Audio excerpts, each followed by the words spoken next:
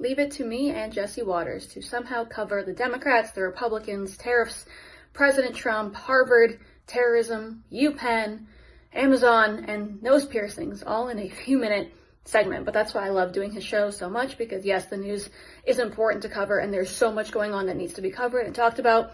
But when he does it with a smile on his face and a sense of humor, and I think that's what gets the American people through it, and that's why he has so many people tuning in every single night. So take a look. Let me know what you think. Let me know if you want a link to that Amazon dress. I believe it's now $40, actually, but still quite the steal. It was such a fun show to get to be on. Yes, there's so many serious topics to talk about, but it's so fun to get to hit on every single one of them with a smile at the same time. Take a listen. Let me know what you think. So many of the president's plans right now are being blocked by courts. If the courts are going to be the ones who are shaping policy, does the president wish he would have just become a judge instead? I think the president would take this job over being a judge, and certainly the president is acting within his authority. He wishes judges would do the same. We're hearing more and more that Trump was right about fair trade. From the smallest of small companies to some of the largest Fortune 500 companies, fair trade is hot. I can tell you for decades now, it has not been a level playing field for U.S. automakers globally with either tariffs or non-tariff trade barriers. So I think tariffs is one tool that the administration can use to level the playing field. Trump's wheeling and dealing with the Chinese, and just so they feel the squeeze, he's yanking Chinese student visas because a lot of them double as spies. A new investigation just unearthed a massive Chinese spy ring out west, concluding this. The CCP is orchestrating a widespread intelligence gathering campaign at Stanford. In short, there are Chinese spies at Stanford. While Trump wants these undercover commies kicked out of the country, the media is treating them like the Maryland dad. And when we tell the best and the brightest in the world, don't come here, we're closed for business, stay in China, help China beat America, go to the EU, help European countries get a leg up on America in the coming years. I mean, this is not stagnant. And just like clockwork, protesters bum rushed an ICE jail here in Manhattan, demanding bad hombres get sprung.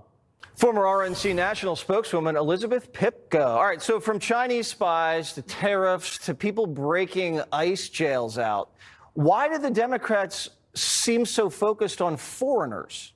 I don't know if it's foreigners or anyone that means, standing against Donald Trump. It's almost like he's setting them up at this point to see how low they're willing to go, because whether it's, like you said, terrorists or those working with the Chinese Communist Party, they will stand with anyone if it means opposing Donald Trump. Have you noticed the tariffs inflating the price of your clothing? I actually have not. No, but I'm wearing a $20 dress from Amazon, so I don't know if I'm the right person to ask. So we haven't really seen inflation. Energy costs are low, job market's hot. Stock market seems to be doing all right. Were the panicans wrong? They're always wrong, because all they care about is their message, which is, like I said, always anti-Trump. It's the same thing that's happening with the tariffs right now, right? They're not trying to talk about our system, which, by the way, I think is the greatest system on the face of the earth. They're trying to talk about the fact that Donald Trump is a dictator and the judges somehow, thank God, are stopping him. In reality, what's happening is proving that they're wrong. Donald Trump has no chance of being a dictator. He's just a leader who wants the best for this country, and we are in the greatest country in the world to see that happen. It seems like all the left has left are lawyers. Can you survive as a political party with just lawyers? Lawyers and activists. Right, lawyers and blue hairs with nasal rings. You don't have a nasal ring, do you? I don't. Okay, good. So, but it seems like every time you look around, all they're doing is suing.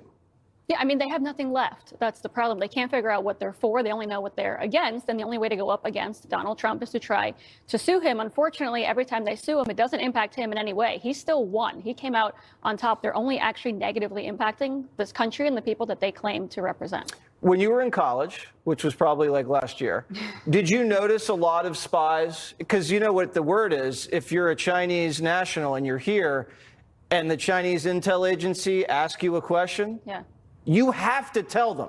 You have to work for them. It's mandatory. Right. No, it makes sense. Actually, something I've never talked about. When I got into UPenn and I went there to take my photo for my ID card, they said you can use this to vote.